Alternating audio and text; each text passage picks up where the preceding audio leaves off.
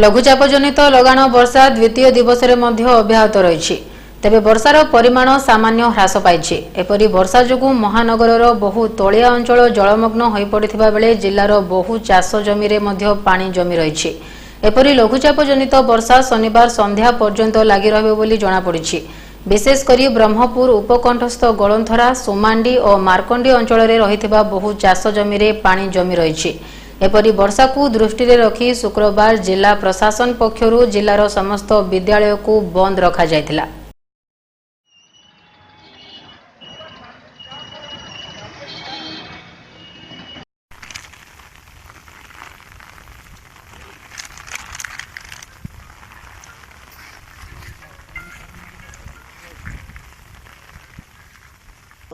इंदिरा की पंचायत बर्तमान